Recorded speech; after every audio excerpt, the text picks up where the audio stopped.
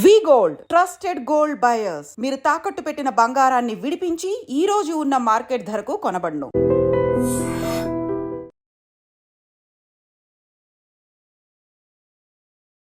Hello guys, welcome back to iDream media. ఈరోజు మనతో ఉన్నారు ఫ్యామిలీ కౌన్సిలర్, మోటివేషనల్ స్పీకర్, అలాగే పబ్లిక్ స్పీకర్ అయిన రజనీ రమ్మ గారు. ఇక ఇప్పుడు సొసైటీలో ఈ ఫేక్ డాక్టరేట్స్ కానీ ఫేక్ డైటీషియన్స్ కానీ ఎక్కువైపోతుందని చెప్పడంలో ఎటువంటి డౌట్ లేదు. అయితే ముఖ్యంగా ప్రెగ్నెంట్ ఉమెన్ కానీ, లేకపోతే కాస్త ఒబెసిటీ ఉన్న ఉమెన్ కానీ, హెల్త్ బాగాలేని పర్సన్స్ ఇలాంటి డైటీషియన్స్ దగ్గరికి వెళ్ళి ప్రమాదంలోకి గురవుతున్నారనే విషయాలు చాలామంది ఆడియన్స్ మనకి కామెంట్ సెక్షన్లో మెన్షన్ చేస్తున్నారు అనమాట. మనకి మెయిల్స్ కూడా వస్తున్నాయి. అయితే ఈ టాపిక్ మీద ఒక క్లారిటీ తీసుకుందాము, ఒక అవేర్నెస్ పాయింట్స్ ఏంటో తెలుసుకుందాము. సో ఈ ఎపిసోడ్ చివరి వరకు చూడండి. Hi ma'am. హాయ్. అసలు ఈ డైటీషియన్స్ అనేది ఈ కాన్సెప్ట్ వినడం కంటే ముందు నేనే చెప్తున్నా, చిన్నప్పుడు ఎప్పుడు నేను వినలా డైటీషియన్స్ గురించి. ఉన్నారో లేదో నేను తెలియదు, మిమ్మల్ని అడుగుతున్నాను. అసలు ఒకప్పుడు డైటీషియన్స్ అనే వాళ్ళు ఉండేవాళ్ళ, జనరల్ ఫిజిషియన్స్ కాకుండా? అండ్ అప్పట్లో డైట్ అనేది ఎలా ఫాలో అయ్యేవాళ్ళు, ముఖ్యంగా ఉమెన్ కానీ? సేమ్ పాయింట్, ఒక మా అమ్మని ఎలా అడుగుతాను, మిమ్మల్ని అలాగే అడుగుతున్నాను నేను. అసలు ఒక ప్రెగ్నెంట్ ఉమెన్గా ఉన్నప్పుడు కానీ, లేకపోతే ఇంపార్టెంట్ సిచ్యువేషన్స్లో రెగ్యులర్గా కానీ ఒక డైటీషియన్ అనే వాళ్ళ ఇంపార్టెన్స్ ఎంతవరకు ఉంది, ఏమేమి తెలుసుకోవాలి, మీరు చెప్పండి. అంటే ఒకప్పుడు డైటీషియన్స్ ఏమీ లేరు, స్పెషల్ కండిషన్స్లో ఉండేవారు. ఎట్లా అంటే ఒక పెద్ద పెద్ద సర్జరీలు జరుగుతాయి. పెద్ద పెద్ద సర్జరీలు జరిగినప్పుడు వాళ్ళ మూమెంట్స్ అనేవి తగ్గిపోతాయి. వాళ్ళు లైట్ ఫుడ్ ఎలా తీసుకోవాలి, ఎంత తీసుకోవాలి, ఎప్పుడు తీసుకోవాలి, ఎన్నిసార్లు తీసుకోవాలి అనేది ఉండేది. అది అందుకని హాస్పిటల్స్లో అపాయింట్ చేసుకుని ఒకటి అరా ఉండేవారు, చాలా తక్కువ. లేదు అంటే కన్సర్న్ డాక్టర్ గారే చెప్పేవారు, అమ్మ మీరు ఇలా తినాలి, ఇంత తినాలి, ఇవే తినాలి, ఈ టైమింగ్స్లో తినాలి, తిన్న తర్వాత మీరు వాక్ చేయాలి, అలా చెప్తూ ఉండేవారు. కూర్చోవాలి కాసేపు, ఇలా జాగ్రత్తలు చెప్పి డైట్ చెప్పేవారు. అంతవరకే నాకు తెలిసి ఒక 25 years క్రితం కూడా హార్ట్ సర్జరీలు అయినప్పుడు కూడా అప్పుడప్పుడే నాకు తెలిసి డైటీషియన్స్ ఉంటున్నారు హాస్పిటల్స్లో అనేది, వాళ్ళు డైట్ చార్ట్ ఇచ్చేవారు. అంతకు ముందు కూడా నాకు తెలిసి ఎప్పుడు నేను ఎక్స్పీరియన్స్ చేయలేదు. ఎప్పుడైనా ప్రెగ్నెంట్ లేడీస్ అన్నారు, ప్రెగ్నెంట్ లేడీస్కి ఇంట్లో అమ్మలు అమ్మమ్మలే జాగ్రత్తలు చెప్పేవారు. ఇంకొకటి ఏంటంటే ఇప్పుడు ఎందుకు ఇంతమంది పుట్టుకొచ్చారు అని అంటే 2 కారణాలు. ఒకటేమో ఎంప్లాయ్మెంట్ కావాలి, చదువులు అనేవి ఒకటే చదువు గొర్రెల మందలాగా అందరూ చదివేస్తే అందరికీ అవే ఉద్యోగాలు వచ్చేసేవు.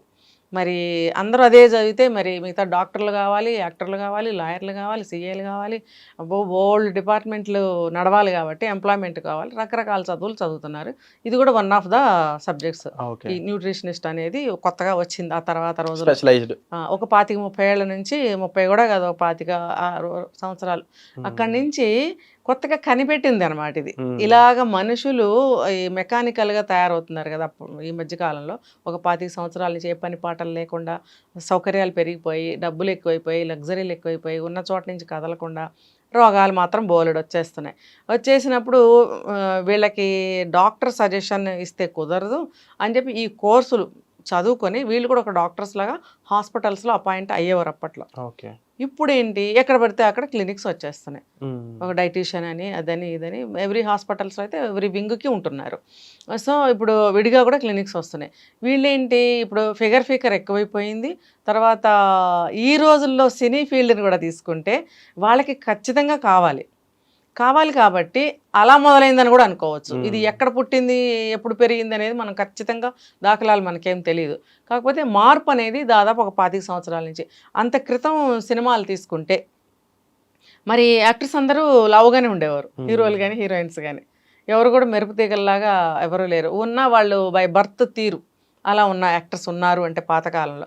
ఇప్పుడు అందరూ సన్నగానే ఉంటున్నారుగా, అమ్మ వయసుల వాళ్ళు సన్నగానే ఉంటున్నారు, అమ్మమ్మ వయసుల వాళ్ళు సన్నగానే ఉంటున్నారు, హీరోయిన్లు సన్నగానే ఉంటున్నారు. ఏంటంటే వీళ్ళు మొత్తం అందరూ కూడా ఫిగర్ పెట్టుకొని వాళ్ళు డైట్ జాగ్రత్తగా తీసుకుని జిమ్ములు చేసి ఎక్సర్సైజులు చేసి కాపాడుకుంటున్నారు ఫిగర్స్ అని. అయితే దీనికోసం అని చెప్పి ఈ కోర్సు బాగా చదవడము, క్లినిక్లు పెట్టుకోవడము, ఈచ్ ఎవ్రీ ఆర్టిస్టు ఒక డైటీషియన్ అపాయింట్ చేసుకోవటము, జస్ట్ ఫర్ ఎంప్లాయ్మెంట్ అనుకోండి, వాళ్ళకు కూడా ఒక ఎంప్లాయ్మెంట్ ఉంటుంది. సరే, ఈ మార్పుల కోసం ఇలా జరిగింది. అయితే డబ్బులు ఉన్న వాళ్ళకి మెయిన్గా ఇది. మిగతా వాళ్ళందరూ ఏమైపోవాలి, ఇప్పుడు నార్మల్గా స్టూడెంట్స్ ఉంటారు, తల్లులు ఉంటారు, ప్రెగ్నెంట్ లేడీస్ ఉంటారు, అనారోగ్యంతో ఇంట్లో ఉన్న పెద్దవాళ్ళు ఉంటారు. వీళ్ళకి కూడా అవసరమే పడుతుంది కాబట్టి అలా సలహాలు తీసుకొని డైట్ కాపాడుకోవటంలో తప్పు లేదు. ఉమ్, దీనికంటే ముందు వెనక్కి వెళ్తే అప్పుడు ఏమీ లేవు. ఉమ్, అప్పుడు ఎలా ఏంటంటే ఒళ్ళొంచి అందరు పనులు చేసుకునేవారు, ఎవరి పనులు వాళ్ళు చేసుకునేవారు. చేసుకోవటం వల్ల అనారోగ్యాలు ఏమి వచ్చేవి కాదు.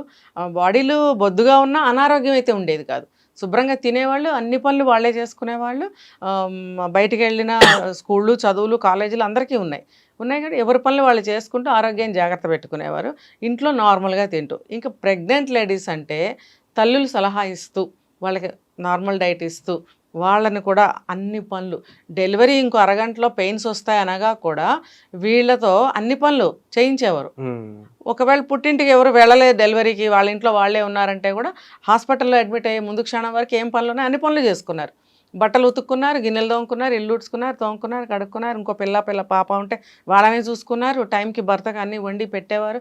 అన్నీ నార్మల్గా జరిగాయి. పెయిన్స్ వచ్చినాయంటే అప్పుడు హాస్పిటల్కి తీసుకెళ్ళేవారు. అంటే ఇప్పుడున్న డైటీషియన్స్లో కూడా ఏమైపోయింది అంటే అంటే ఒక ప్రాపర్ సర్టిఫైడ్ డైటీషియన్ని ఎవరు తప్పు అనడం లేదు. లేదు. బట్ కొంతమంది మాత్రం ఉమ్.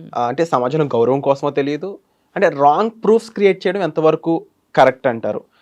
ఒక సర్టిఫైడ్ గవర్నమెంట్ సర్టిఫికేషన్ లేని ఒక యూనివర్సిటీయో ఏదో ఒక డాక్టరేట్ని ఇస్తారు. అంటే ఎగ్జాంపుల్ చెప్తాను మీకు. ఇప్పుడు మెగాస్టార్ చిరంజీవి గారికి డాక్టరేట్ ఉంది. అలా అని చెప్పేసి ఆయన డాక్టర్ చిరంజీవి గారు అని పిలవడానికి, ఆయన డాక్టర్ అనడానికి తేడా ఉంటుంది. అవును, అవును. అలాగే అంటే ఇప్పుడు డాక్టరేట్ తీసుకున్న ప్రతి పర్సన్ డాక్టర్ కాదు కదా. కాదు. సో దాని యొక్క ఇన్నర్ మీనింగ్ని అర్థం చేసుకోవాలి చాలా మంది. ఇలా కొంతమంది డాక్టరేట్ని కొని వాళ్ళ పేరు ముందు పెట్టుకొని దాన్ని డైటీషియన్లోకి మార్చుకోవడం ఎంతవరకు కరెక్ట్ అంటారు? ఇలాంటి వాళ్ళతో డేంజర్ ఏంటి? ఇప్పుడు నాకు మెడికల్ అన్నీ తెలుసండి, వైద్యం గురించి. ఇప్పుడు నేను వెళ్ళి డాక్టర్ నన్ను బోర్డు పెట్టుకుంటే అది నడుస్తుందా? అఫ్కోర్స్ నేను చెప్పగలగచ్చు, దీనికి ఇది వేసుకోండి, నేను ఇంజెక్షన్ కూడా చేయొచ్చు, నేను ఇంజెక్షన్ చేసేస్తాను, మీకు అన్ని మందులు ఇచ్చేస్తానని క్లినిక్ ఓపెన్ చేసుకుంటే అది చెల్లదు. ఎందుకంటే అది చట్టరీత్యా నేరం. ఏదన్నా అగ్రివేట్ చేస్తే పేషెంట్కి మనకి శిక్షలు ఏ రేంజ్లో ఉంటాయి? ఒక ప్రాణహానే జరిగింది, అప్పుడు ఒక ప్రాణాన్ని మనం తిరిగి ఇవ్వగలం, అది హత్య కింద సమానమే కదా. అప్పుడు శిక్షలు ఏ రకంగా ఉంటాయి, ఏ రేంజ్లో ఉంటాయి? కాబట్టి ఏదైనా సరే మనం జెన్యూన్గా ఒక సర్టిఫికేట్ ఉన్నప్పుడే మనం ఆ పని చేయాలి, లేకపోతే చేయకూడదు. ఇప్పుడు ముఖ్యంగా ప్రాణాలతో చెలగాటం. ఇప్పుడు డైట్ కూడా మొన్న ఎక్కడో విన్నాను, అదేదో తినడం వలన ఆ అబ్బాయికి తెలియకుండానే నిద్ర లేచేటప్పుడు చనిపోయి ఉన్నాడు. ఏం తిన్నాడు? ఏదో ఏంటి ఐస్ క్రీమ్ ఏదో అది ఏదో ఫుడ్ పాయిజన్ అయ్యింది ఏదో. ఏ ఏ ఫుడ్లో ఏముందో ఇప్పుడు మనకు తెలియకుండానే డైటీషియన్ ఈ ఫుడ్ తినండి అని అది మనకు పడకపోవచ్చు. అలాగే కొంతమందికి కొన్ని కూరగాయలు పడవు, కొంతమందికి వేరే వేరే హెల్త్ ఇష్యూస్ ఉంటాయి. ఉన్నప్పుడు వాళ్ళు ఇచ్చే డైట్లో అవి పడకపోవచ్చు. అది సైనస్ అవ్వచ్చు, దగ్గుకు సంబంధించింది అవ్వచ్చు, లేకపోతే స్కిన్ ఎలర్జీలు కావచ్చు, లేకపోతే లోపల ఆల్రెడీ వాళ్ళకి ఏదైనా కొంచెం సిక్నెస్ ఏదైనా ఉంది, ఒక జబ్బు ఏదైనా ఉందనుకోండి, ఈ డైట్ ఫాలో అయ్యారనుకోండి, అది ఇంకా బయట పడలేదు, అదే టైంలో వీళ్ళు డైట్ స్టార్ట్ చేద్దాం అనుకుని వెళ్ళి ఉండొచ్చు, అది తీసుకుంటారు, దీనికి అది పడలేదనుకోండి, ఏదైనా అయితే. అందుకని నిజమైన డాక్టర్ అయితే దానికి సంబంధించిన ఖచ్చితమైన టెస్టులు ఉంటాయి, అడుగుతారు. ఇప్పుడు మనం కూడా ఏదైనా హాస్పిటల్కి వెళ్తే మీకు ఈ ఇంజెక్షన్ సరిపడుతుందా, మీకు ఈ ట్యాబ్లెట్ సరిపడుతుందా అని మనల్ని అడుగుతారు కొన్ని హాస్పిటల్స్లో. అది కంపల్సరీ. అది తెలియకుండా ఏదంటే అది ఇచ్చేస్తే మనం ఏమైపోతాం? అంటే ఒక ఫుడ్ ఎలా తీసుకుంటే ఇలా జరుగుతుందని తెలిసే అవేర్నెస్ వేరు, ఒక పర్సన్కి ఈ ఫుడ్ ఇవ్వడం కరెక్టా కాదు తెలుసుకునే ఆ నాలెడ్జ్ వేరు. నాలెడ్జ్ వేరు ఖచ్చితంగా. ఇంకొకటి ఏంటంటే ఈవిడకి ఈ కంప్లైంట్ ఉంది కాబట్టి మనం ఇది ప్రిస్క్రైబ్ చేయకూడదు, దానికి ఆల్టర్నేట్ ఏదైనా చూస్తారు వాళ్ళు. అదనమాట డాక్టరేట్కి ఉన్నటువంటి. ఎందుకంటే రీసెంట్గా ఇలాగే ఒక స్పెసిఫిక్ డాక్టర్ అని చెప్పుకుంటున్న ఒక లేడీకి వాళ్ళ దగ్గర జాయిన్ అయిన ఒక క్లయింట్ చాలా అస్వస్థతకు గురవడం ఆవిడిచ్చిన ఫుడ్ ద్వారా, కంప్లైంట్ రైజ్ చేయడం ద్వారా ఒక సెన్సేషనల్ న్యూస్ క్రియేట్ అయింది అనమాట. ఇలా ఒక్కరు కాదు, వీళ్ళ నెంబర్ ఒక 10ల సంఖ్యలో ఉంది అని చెప్పొచ్చు. అంటే ఇలాగ ఫేక్ డాక్టరేట్స్ని మనం రీచ్ అవుట్ అవ్వడం, దానివల్ల మనం ఇబ్బంది పడడం కాకుండా అసలు మనం జడ్జ్ చేయగలమా వీళ్ళు కరెక్ట్ డైటీషనే కాదు అని మనం ఎలా జడ్జ్ చేయగలం అంటారు? మనం ఎలా తెలుసుకోవచ్చు అట్లీస్ట్?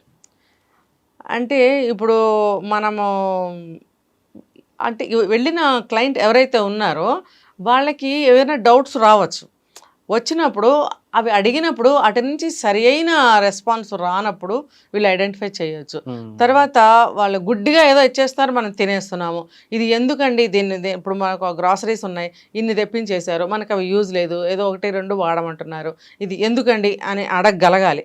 వాళ్ళు ఏంటంటే ఒక సమాధానం చెప్పగలగాలి. చెప్పలేనప్పుడు అసలు అంత ప్రయత్నం అంత ధైర్యం ఎవరు చేయరండి. గొర్రెలు మీరు ఆ ప్రశ్న అడిగితే నేను కొంచెం తడబట్టడానికి కారణం అదే. ఎవరు ధైర్యం చేసి ఎవరిని అడగగలుగుతున్నారు? ఇంట్లో సిబ్లింగ్స్ కానీ ఇంట్లో ఫ్యామిలీ మెంబర్స్ ఉంటే గైమని మీద పడి గొడవాడతాం, మనం కట్టలు డబ్బులు అక్కడ ఇస్తున్నాము, నోరు మీద అడగలేమే. ఎందుకంత భయం? అది మన రైట్. ముందు మనలోనే తప్పు ఉంది. అంటే మనకున్న ఈ తెలివి తక్కువ తనం వల్ల లేకపోతే అవేర్నెస్ లేకపోవడం వల్ల ఇన్ని రకాల ఫిట్నెస్ సెంటర్లు పుట్టుకొచ్చినా కూడా మనం అందులో ఏది రైట్ ఏది రాంగ్ అని తెలియకపోవడం కానీ దానివల్ల తర్వాత ఇబ్బందికి గురవడం కానీ జరుగుతుంది అనొచ్చు. ఎవరన్నా ఒకళ్ళు వెళ్తారు, నలుగురు వెళ్తారు, బాగుంది అంటారు, ఇంక మనందరం వెళ్తాం. కానీ కొంతమంది వెళ్ళి కూడా తెలుసుకుని వస్తారులేండి బయటికి. అంత గుడ్డిగా అందరూ ఏమీ లేరు, కాకపోతే అడగలేరు, అడగగలగాలి. అంటే వాళ్ళ లాంగ్వేజ్ లో, అంటే డైటీషియన్ లాంగ్వేజ్ లో చెప్పాలన్నా కూడా ఇప్పుడు కార్బ్స్ తింటే ఇలా జరుగుతుంది, ప్రోటీన్ తింటే ఇలా జరుగుతుంది అని బేసిక్ నాలెడ్జ్ అనేది మనకు కూడా ఉండడం అనేది ఇంపార్టెంట్ అని ఉండాలి కదా. ఇప్పుడు కొంతమందికి అస్సలు ఉండదండి. ఇప్పుడు ఇంత బ్రహ్మాండంగా చదువుకుంటారు, పెద్ద పెద్ద ర్యాంక్స్లో జాబ్ చేస్తుంటారు, కానీ మీరు అడిగిన ఇది నాలెడ్జ్ వాళ్ళకు ఉండదు. ఇప్పుడు మినిమం కదా అది. ఇప్పుడు ఈ రోజుకి కూడా ఇంత అన్నం పెట్టుకుని తినేసేవాళ్ళు ఉన్నారు. ఇప్పుడు ఇంత లావ్ అయిపోతూ ఉంటారు, బ్రహ్మాండం మంచి జాబ్ చేస్తూ ఉంటారు, మంచి డబ్బులు స్టేటస్ అన్నీ బాగుంటాయి, కానీ ఈ అలవాట్లు వాళ్ళు మానుకోలేరు. రెండోది ఏంటంటే దాని గురించి లాభ నష్టాలు తెలియకపోవడం. అది షుగర్ కంప్లైంట్స్ ఉన్న వాళ్ళు కూడా శుభ్రంగా బాగా తినేసేవాళ్ళు కూడా ఉన్నారు. ఏంటంటే మేము రెండే కారణాలు, ఒకటి తెలియకపోవడం, ఒకటేమో ఉండలేం. సో దీనికి ఓవరాల్గా కన్క్లూజన్ కానీ సొల్యూషన్ కానీ ఏమనొచ్చు? మన సైడ్ నుంచి ముందు మనకి ఆ నాలెడ్జ్ కానీ లేకపోతే ఆ క్వశ్చనింగ్ కానీ మనం జాగ్రత్తగా చూసుకొని మేనేజ్ చేసుకుని ముందుకు వెళ్ళడం అనేది ఇంపార్టెంట్ అవ్వచ్చు. ఇప్పుడు ఏ డాక్టర్ని అయితే మనం కన్సల్ట్ చేస్తామో, షుగర్ ఉందండి మనకి, లేకపోతే ఏదైనా హార్ట్ కంప్లైంట్ ఉంది, లేకపోతే లోపల ఇంటర్నల్ ఏదైనా ఎనీ కంప్లైంట్ ఉన్నప్పుడు మనం కన్సల్ట్ డాక్టర్ దగ్గరికి వెళ్తాం. వెళ్ళినప్పుడు ఆయన చెప్తారు మనకి. చెప్పినప్పుడు మీకు ఏమైనా డౌట్స్ ఉంటే మళ్ళీ ఇంకో 4 కాదు 10 కాదు మీరు కన్సల్టేషన్ చెల్లిస్తున్నారు కాబట్టి ఆయన్ని అడగండి, మీకు టైం ఉంటుంది. అక్కడ 2 నిమిషాల్లో బయటికి తోసేసేలాగా వాళ్ళు ప్రయత్నిస్తారు కదా. వీళ్ళేమో వెళ్ళంగానే కొంచెం ధైర్యం చాలదు డాక్టర్ల దగ్గరికి మాట్లాడడానికి, దాంతో 2 నిమిషాలు గడిచిపోతుంది. ఇంకో 2 నిమిషాలు ఏదో కంప్లైంట్ చెప్పేస్తారు, రాసేస్తారు. డాక్టర్లు కూడా తల వంచుకొని కూర్చోవడం, వీళ్ళు భయపడి బయటకు వచ్చాడు. కాదు, మీరు 800 1000 రూపాయలు ఎంతో కన్సల్టేషన్ చెల్లించినప్పుడు ఆ కొంత టైం మీద మీ రైట్ ఉంటుంది. ఆ టైంని కనీసం ఒక 5 to 10 minutes అని అవైల్ చేసుకోండి. ఇంకా వీలైతే ఇంకా ఎక్కువ టైం కూడా మీరు తీసుకోవచ్చు. మీ బాధని మీరు చెప్పుకోవాలి, మీ కంప్లైంట్ని మీరు చెప్పుకోవాలి, దానికి రెమెడీస్ తీసుకోవాలి, ఇంకేమైనా డౌట్లు ఉంటే తీర్చుకోవడానికి కొంత సమయం పడుతుంది. అలా గంటలు తీసుకోవద్దు. ఒక 5 to 10 minutes కనుక మీరు తీసుకున్నట్టయితే అన్నీ ఆయన మీకు రెక్టిఫై చేస్తారు. మీరు ఏం తినచ్చు, ఎంత తినచ్చు, ఎలా తినచ్చు, ఎన్నిసార్లు తినచ్చు, మీరు అన్నీ అడగచ్చు. ఆయన్ని మించిన డైటీషియన్ ఇంకెవరు ఉంటారండి? ఏదో ఎంప్లాయ్మెంట్ కోసం డైటీషియన్స్ని అపాయింట్ చేసుకుంటున్నారు, కానీ డాక్టర్స్కి అన్నీ తెలుసు. వాళ్ళు చెప్తే చాలు, ఇంకా అదే మనం మెయింటైన్ చేసుకోవచ్చు ఇంటికి వచ్చి. వీళ్ళన్నీ అనవసరం. ముఖ్యంగా ఇదొక టైప్ అయిపోతే దీన్ని ప్రమోట్ చేసి ఇన్ఫ్లుయెన్సర్స్ అనేవాళ్ళు ఇంకొక ఎత్తు అన్నమాట. అయితే ఇన్ఫ్లుయెన్సర్స్ కూడా జాగ్రత్త తీసుకోవాలంటారా? రాంగ్ డైటీషియన్స్ని కానీ ఫేక్ డాక్టర్స్ని కానీ ప్రమోట్ చేసే ముందు అసలు ఇది ఒరిజినలా కాదా, వీళ్ళు ఎంతవరకు ప్రాపర్ సర్వీస్ ఇచ్చున్నారు, సక్సెస్ రేట్ ఎంత, ఇవన్నీ ఇన్ఫ్లుయెన్సర్స్ కూడా తెలుసుకోవాల్సిన అవసరం ఉందా? 100% తెలుసుకోవాలి. ఒక చోట ఒకళ్ళు ఇచ్చిన స్టేట్మెంట్ చెప్తాను. మాకేం సంబంధం, మమ్మల్ని అడ్వర్టైజ్ చేయమన్నారు, చేసాం, వచ్చాం. పాటించే వాళ్ళది తప్పు, పాటించమన్న వాళ్ళది తప్పు. నేను జస్ట్ ఊరికే ప్రమోట్ చేశాను అంతే. కానీ అక్కడే ఉంది క్లిక్ అంతా అనేది వాళ్ళు ఎప్పుడు తెలుసుకుంటారు? ఇప్పుడు చేయమన్న వాళ్ళు వీళ్ళు, చేస్తున్న వాళ్ళు వీరు, వాళ్ళు చూసుకుంటారు. మరి మధ్యలో నువ్వెందుకు ప్రమోట్ చేసావంటే రండి అనే కదా అర్థము. ఇంకా రండి, నేను కూడా తిన్నాను, నేను కూడా తాగాను, నా స్కిన్ చూడండి, నా హెయిర్ చూడండి, నా గోల్డ్ చూడండి అంటారు కదా. మరి అవన్నీ పెట్టుడువే ఉంటాయి వాళ్ళకి, ఆర్టిస్టులు వాళ్ళకి ఉన్నప్పుడు. ఈ మన గొర్రెలకు కూడా తెలియాలి, ఇవన్నీ కూడా వాళ్ళకి పెట్టుడువే ఉంటాయి, మేకప్లే ఉంటాయి వీళ్ళకి. ఇప్పుడు అందరికీ అన్ని నాలెడ్జెస్ ఉన్నప్పుడు ఇది ఎందుకు ఉండదు? ఈ జనానికి కూడా తెలివి ఉండాలి.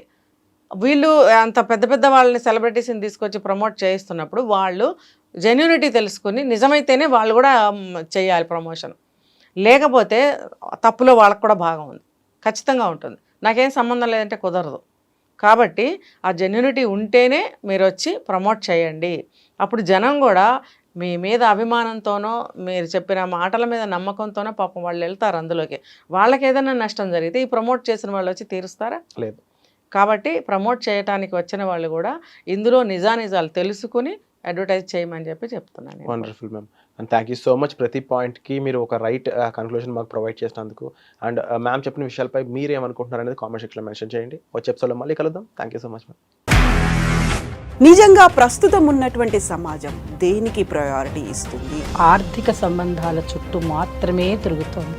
మళ్ళీ ఎన్నికలంగానే చాలా విరక్తి కలుగుతున్నాం. మంచి అనిపిస్తుంది కదా, లేడీస్ కూడా ఛాలెంజింగ్ జాబ్స్ చేసినప్పుడు చాలా బాగుంటది. ట్రాఫిక్ అసిస్టెంట్స్ గా నియమించిన ట్రాన్స్జెండర్స్ అందరితో సాల్యూట్ చేయించుకుంటున్నారు. ఫుడ్ డెలివరీ ఇవ్వటానికి వెళ్ళినటువంటి డెలివరీ బాయ్ అనిల్ పై కళ్ళ ముందు